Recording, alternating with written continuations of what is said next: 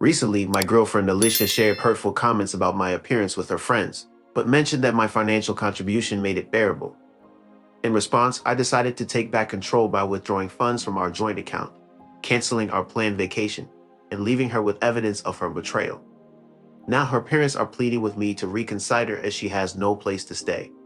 I, a 33-year-old man, had been in a 3-year relationship with Alicia, who is 29. We cohabited in my condo, pooled our finances, and were getting ready for a trip to Greece. As the primary breadwinner, I covered most of our expenses through my successful consulting business, while she worked in marketing for a fashion company. Despite being aware of my physical attributes, 5'8", balding, and slightly overweight, I was taken aback when Alicia, an attractive woman who often turned heads, showed interest in me when we first met at a friend's gathering. Throughout our time together, I believed we were creating a meaningful connection. However, everything changed when she made hurtful remarks about me behind my back. My home office is equipped with top-of-the-line audio gear for my music composition hobby. I invested in high-quality studio microphones for exceptional sound pickup, setting one up at my desk and another in the living room to experiment with different room acoustics. On a particular evening, while I was expected to be at a client dinner, my plans changed when my meeting ended early. I decided not to interrupt Alicia's girls' night at our place, so I texted her that I was grabbing drinks with colleagues instead. She responded with hearts and gratitude for giving her space. When I returned home around midnight, I found the apartment empty as they had moved their gathering to a downtown bar.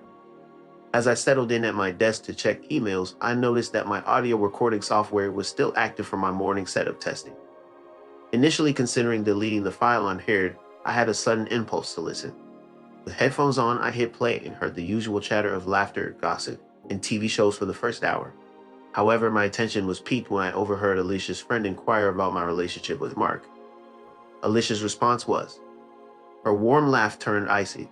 Sometimes as I watch him sleep, I can't believe I allowed him to come near me. A wave of revulsion washed over me. He's truly the most repulsive man I've ever been involved with. The other evening, he attempted to initiate intimacy, and I had to fabricate menstrual issues to avoid it. Her friend questioned bluntly, then why do you stay with him? Are you serious? Have you seen his lifestyle? He's almost a millionaire in investments. We're off to Greece next month. First-class travel, luxury accommodations. The security of never worrying about finances is priceless. But at what cost? It's almost bearable. I've established a routine now. I allow him his way once a month. Then I have financial stability and independence for the rest of the time. Plus, he's so appreciative of any attention. It's surprisingly effortless. They chuckled and shifted the conversation to their evening plans at various clubs and the likelihood of Alicia's gym crush joining. I remained seated for an hour after the conversation concluded. I was completely numb. 3 years. 3 years had been spent with this woman, believing she saw something in me that others didn't. The next morning, I went through the motions, acting as if everything was normal. I kissed her goodbye as she left for work, told her I loved her, and watched her say it back with a smile that didn't reach her eyes. Then I set to work. I began by saving all our text conversations dating back 3 years, archiving emails she had sent me, and collecting photos she had shared to make me feel special during my travels. I gathered dates, promises, and discussions about our future. All our correspondences that highlighted the contrast between her public and private selves. Next, I transferred my personal savings to a new account at a different bank, canceled our upcoming Greece trip through the travel agency, and had the partial refund deposited into my new account. I consulted my lawyer regarding the legal aspects of withdrawing from our joint account. He recommended leaving half, so I followed his advice precisely down to the last penny. Finally, I packed her belongings neatly into a suitcase. Cases and boxes were carefully folded and organized, not thrown or damaged. My intention wasn't to destroy her belongings, but to remove her from my life with precision. I meticulously compiled the document. The first page contained transcripts of her words, followed by screenshots of text messages expressing her love, photos she had shared, and emails discussing our future together.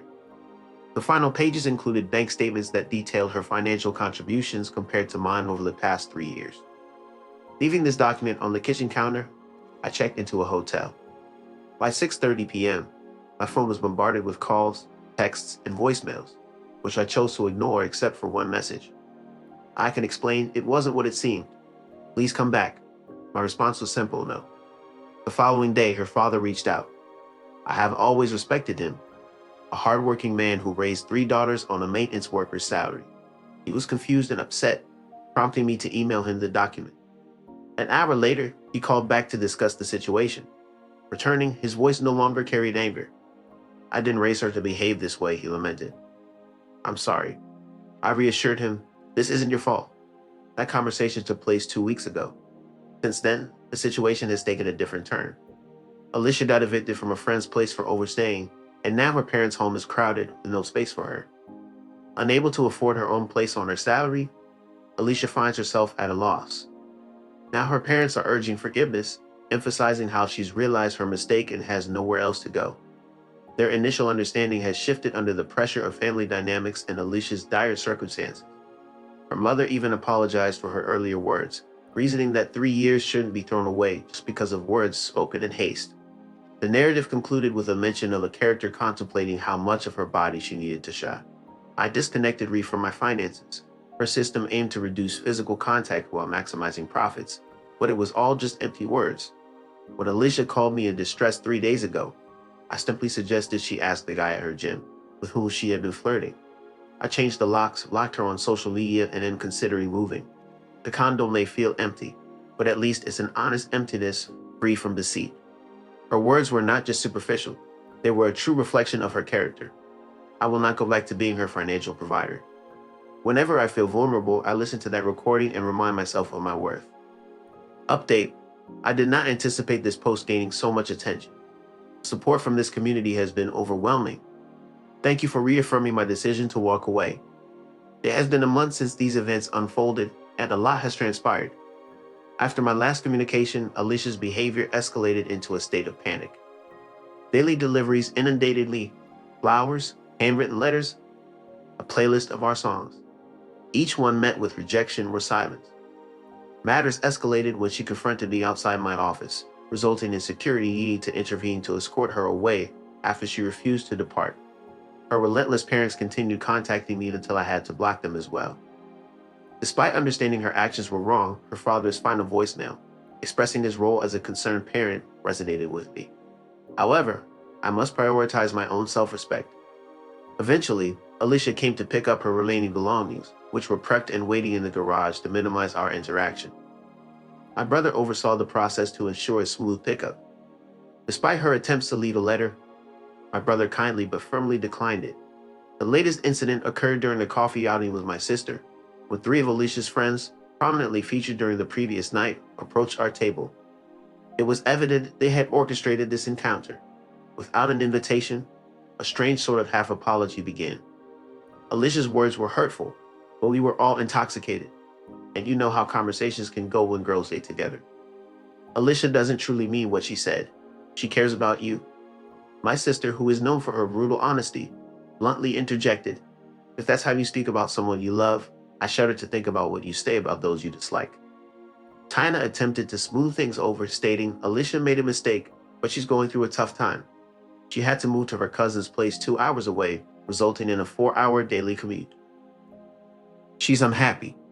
It was then that I found my voice expressing no, her suffering stems from 3 years of using me for financial stability while secretly despising me. Our girls' night simply laid bare the truth. It's unjust. Another friend suggested that Alicia was just venting. My sister couldn't help but laugh, remarking, "Venting is when my boyfriend leaves his socks on the floor. Now I've devised a way to extract financial benefits while minimizing contact. That's not venting. It sounds more like a business strategy." After that, they left, but Tina's parting words lingered with me. She hadn't realized the value of what she had until it was no longer there. One should not be given another chance that may not be deserving. I have questioned whether realizing one's loss is sufficient to warrant a second opportunity. My conclusion? It is not. Appreciation stemming from loss does not equate to love, but rather to regret. On a more practical note, here are the recent developments in my life. First, I have listed the condo for sale. The housing market in my area is very active, and despite receiving multiple offers, the closing process is estimated to take a couple of months. My real estate agent is optimistic about closing the deal by the 3rd month.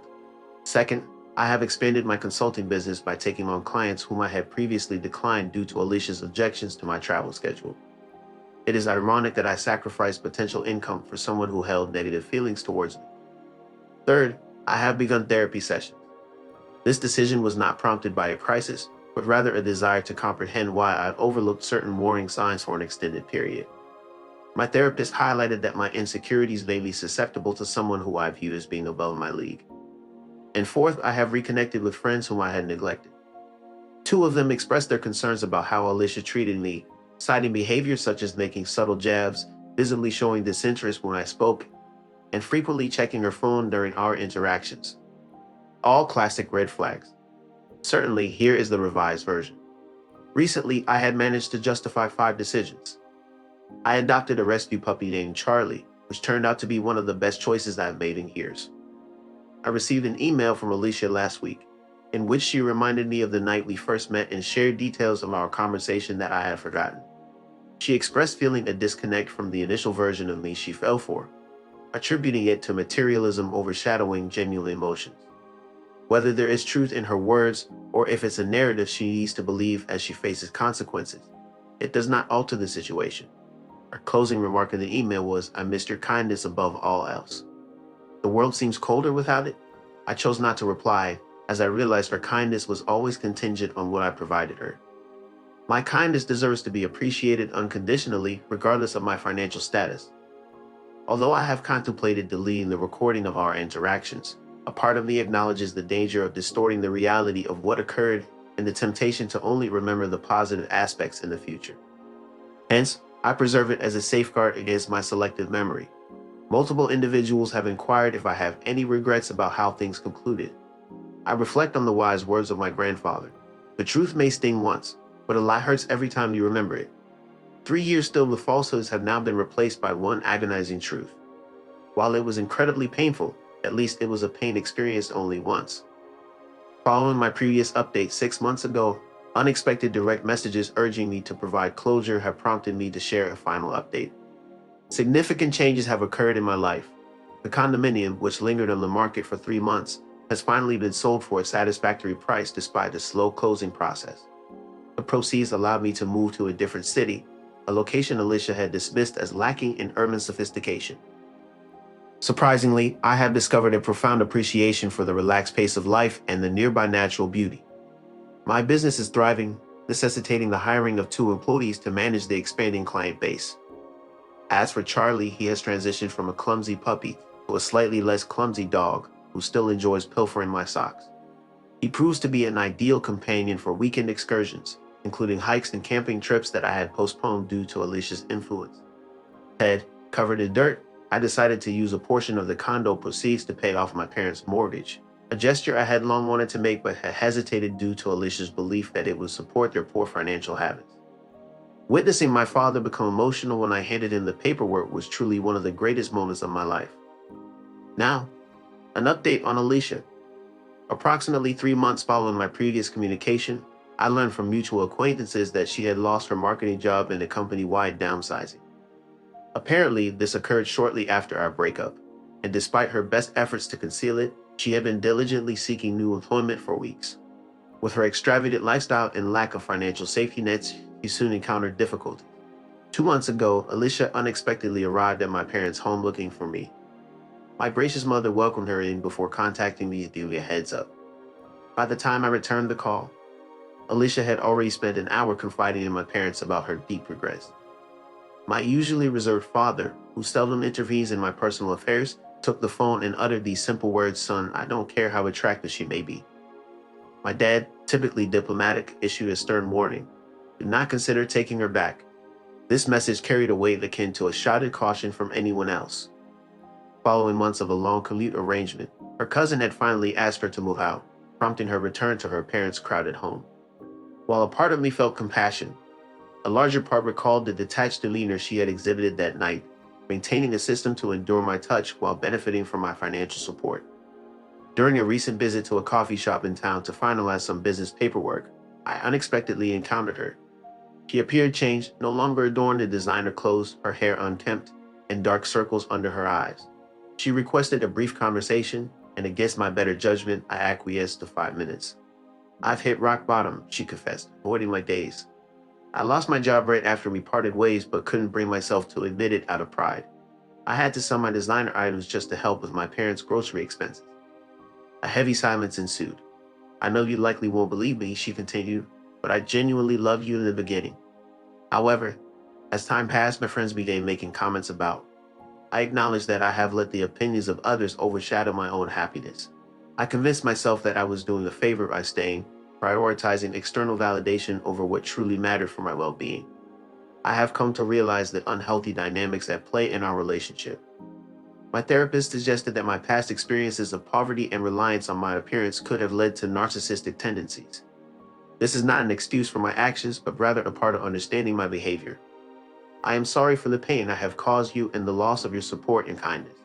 I do not expect forgiveness, but I wanted you to know that I recognize the gravity of my actions. As I prepared to leave, I expressed my genuine wish for your healing through therapy. I am grateful for your question about my happiness, prompting me to reflect on my own well-being. Exclusively in my new city, I reflected on my morning walks with Charlie, the consulting team I was assembling, the new dates I was going on with a veterinarian I met at the dog park, a woman who showed genuine interest in my business and chuckled at my jokes without worrying about who might overhear. Yes, I am, I replied. She nodded, her eyes shining. You deserve more than what I gave you. For the first time in 9 months, we found common ground. Walking away, I didn't feel triumphant or vindictive. Instead, I simply felt relieved that the grip she had on my self-worth had finally loosened. I no longer harbor any hatred towards Alicia. She has become someone I rarely think about, someone who taught me a painful but important lesson. It's preferable to be alone than with someone who leaves you feeling lonely. The recording still exists, but I haven't listened to it in months. Perhaps one day I'll erase it. Once her voice no longer holds sway over me. To everyone following along, I am grateful for your guidance and encouragement throughout this journey. Your messages have been incredibly helpful, more than you can imagine. To those facing similar struggles, remember that you are valuable beyond measure. Don't allow anyone to diminish your worth. True resilience may not involve financial retaliation or canceling plans.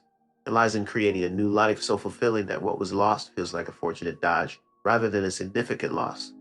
This is the path I have taken in looking at my current situation. I wouldn't have it any other way.